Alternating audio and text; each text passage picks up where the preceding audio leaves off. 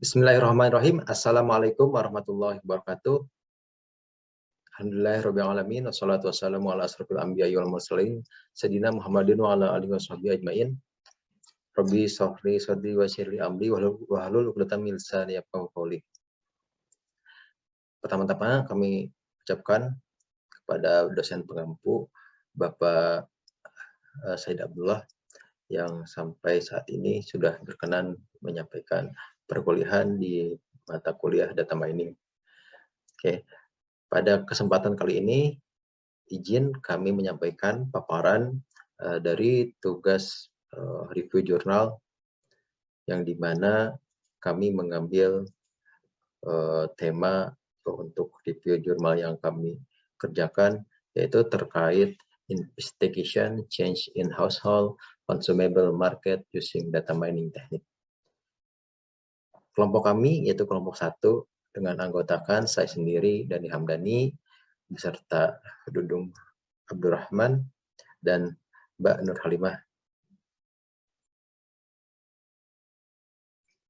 Baik, pada awalnya jurnal yang kami review yaitu merupakan informasi harga sembako untuk periode tertentu yang diperoleh dari situs data statistik Iran, yaitu di webnya www.amar.org.ir. Permasalahan yang terjadi mempertimbangkan yaitu pemodelan, peramalan, validasi, dan standarisasi akurasi validasi perubahan pasar terkait bahan makanan pada periode Mei 2019, baik di perkotaan maupun di skala nasional. Tujuannya dari review jurnal ini yaitu untuk memprediksi perubahan pasar makanan di daerah perkotaan tersebut untuk menentukan apakah populasi statistik itu stabil secara ekonomi atau tidak.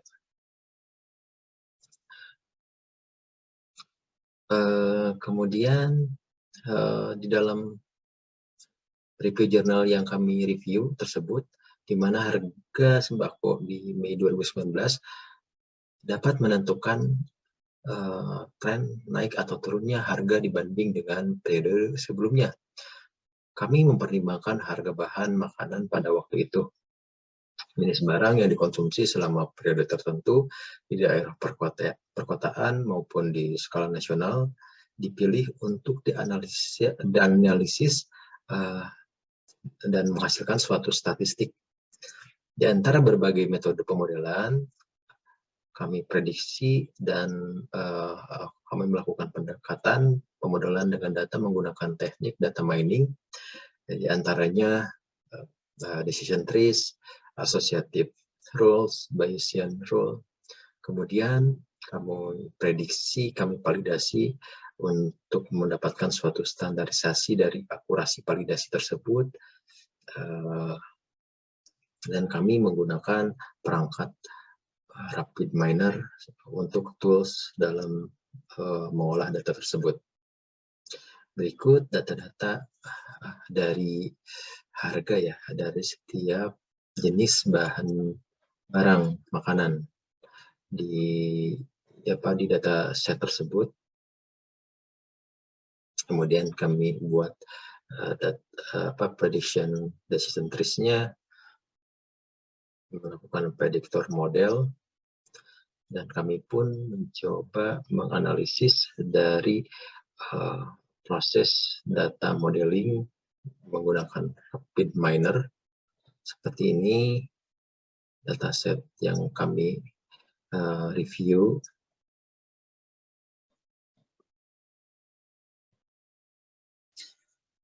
Selanjutnya, ini langkah-langkah yang kami lakukan dalam menyelesaikan permasalahan yang ada di jurnal tersebut. Yang pertama dengan cara prediktor models, di mana prediktor model ini merupakan suatu proses penginputan data yang kami lakukan terlebih dahulu sehingga data-data yang dinilai kosong atau hilang dihapus, biasanya disebut data leakage ya. Kemudian kami pindahkan, kami sesuaikan dengan penggunaan si software yang kami gunakan dengan proses yang kami gunakan di Rapid Miner. Prediktor model atau yang biasa kita istilahkan sebagai model prediksi atau predictive modeling, merupakan suatu proses di mana model dibuat untuk memprediksi hasil menjadikan outcome model dihasilkan dari data melalui proses analisis data sehingga kita mendapatkan suatu informasi baru, outcome ya, mendapatkan insight dari data tersebut. Jika outcome bersifat kategori, maka proses dinamakan klasifikasi. Jika outcome bersifat bilangan atau numerik, maka proses dinamakan regresi.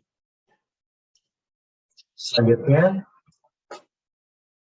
ini merupakan hasil yang diperoleh dari model kategorisasi di wilayah tersebut, di mana kita dapatkan suatu deskriptif modeling ya, atau pemodelan deskriptif,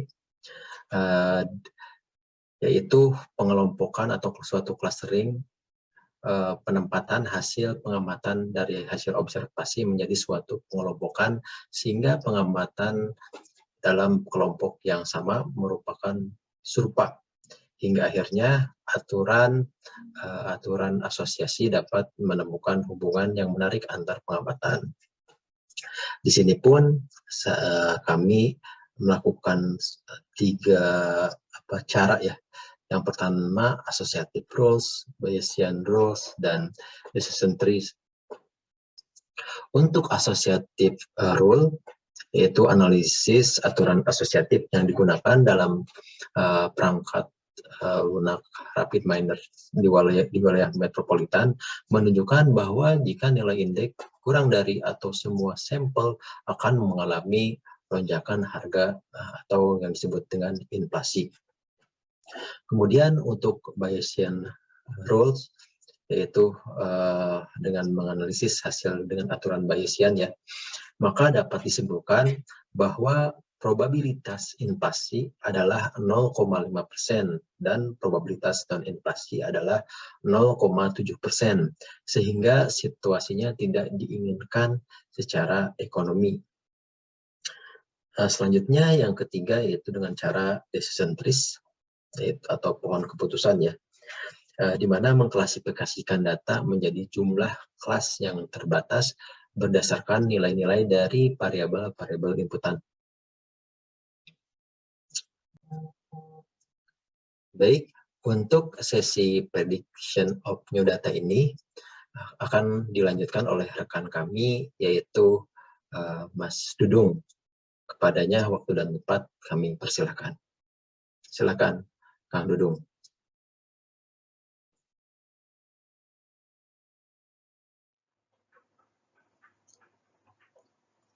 Halo, Assalamualaikum warahmatullahi wabarakatuh. Perkenalkan, nama saya Dudung Burahman dari Prodi Teknik Informatika dengan NIM 200401010004 kelas TI 301. Di sini saya akan meneruskan presentase dari teman saya, Mas Dani, bagian slide ketiga, yaitu tentang prediction of new data. Prediction of new data di sini akan menjelaskan tentang sifat kejadian di masa mendatang terhadap peristiwa-peristiwa tertentu berdasarkan apa yang telah terjadi di masa lalu. Data separation and validation atau pemisahan data digunakan untuk mengukur keakuratan model prediksi. Untuk pengujian sebagian data yang hasil diketahui digunakan untuk mengukur kinerja model di masa mendatang. Selanjutnya, slide kedua tentang result of data validation atau hasil data yang divalidasi. Seperti setelah bahan mentah emas selesai diolah, maka perlu diuji juga apakah sudah sesuai dengan standar kualitasnya atau belum. Baru setelah itu bisa didistribusikan ke toko emas dan didisplay kepada pelanggan. Mungkin cukup sekian. Untuk slide selanjutnya diteruskan oleh Mbak Nur. Terima kasih.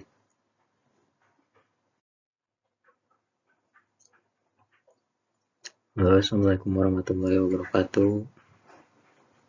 Perkenalkan, nama saya Dudung Burahman dari Prodi Teknik Informatika dengan NIM 200401010004 kelas TI 301. Di sini saya akan meneruskan presentase dari teman saya, Mas Dani, bagian slide ketiga, yaitu tentang prediction of new data. Prediction of new data di sini akan menjelaskan tentang sifat kejadian di masa mendatang terhadap peristiwa-peristiwa tertentu berdasarkan apa yang telah terjadi di masa lalu. Data separation and validation atau pemisahan data digunakan untuk mengukur keakuratan model prediksi. Untuk pengujian sebagian data yang hasil diketahui digunakan untuk mengukur kinerja model di masa mendatang. Selanjutnya, slide kedua tentang result of data validation atau hasil data yang divalidasi. Seperti setelah bahan mentah emas selesai diolah, maka perlu diuji juga apakah sudah sesuai dengan standar kualitasnya atau belum. Baru setelah itu bisa didistribusikan ke toko emas dan didisplay kepada pelanggan. Mungkin cukup sekian. Untuk slide selanjutnya diteruskan oleh Mbak Nur. Terima kasih. Bismillahirrahmanirrahim. Assalamualaikum warahmatullahi wabarakatuh. Saya Nur Halimah di sini akan melanjutkan presentasi dari Bapak Dani dan Bapak Dudung. Oke, yang selanjutnya adalah manfaat data mining dari penelitian jurnal yang telah kita lakukan. Yang pertama adalah mengetahui tren, ya. Yang kedua itu metode untuk memprediksi keputusan bisnis di masa depan. Kemudian mengetahui produk yang dibeli bersamaan, mengamati perilaku konsumen, serta model sebagai sarana menyusun strategi peningkatan penjualan. Oke. Dari penjelasan dari awal tentang data mining, kita jadi mengetahui ya. Jadi ada beberapa kelebihan kenapa kita menggunakan data mining gitu. Yang pertama itu karena dengan data mining kita bisa menangani data skala besar. Kemudian dengan data mining juga memungkinkan penerapan dalam masalah kompleks yang tidak dibatasi oleh pemikiran manusia. Gitu. Kemudian data mining juga sebenarnya mempunyai kekurangan. Lalu kekurangan data mining itu apa ya? Data mining itu juga ternyata belum tentu menjadi solusi untuk setiap masalah. Kadang dengan statistik sederhana, solusi dapat dicapai. Kemudian kekurangan dari data mining juga pengetahuan tidak diproses secara instan, gitu ya. Jadi harus diolah terlebih dahulu. Jadi untuk kesimpulan dari resume kita pada jurnal internasional kali ini yaitu bahwa klasifikasi data mining adalah sebuah proses menentukan definisi kesamaan karakteristik dalam suatu kelompok dan kelas. Ya. Dan jadi di data mining juga ini sangat mempengaruhi ya, klasifikasi data mining menjadi salah satu metode yang paling umum untuk digunakan. Nah, metode ini dilakukan bertujuan untuk apa? Untuk memperkirakan kelas suatu objek yang labelnya belum diketahui. Oke, demikian presentasi yang dapat kami sampaikan. Jika teman-teman ada pertanyaan bisa disampaikan melalui kolom chat di LMS. Terima kasih. Assalamualaikum warahmatullahi wabarakatuh.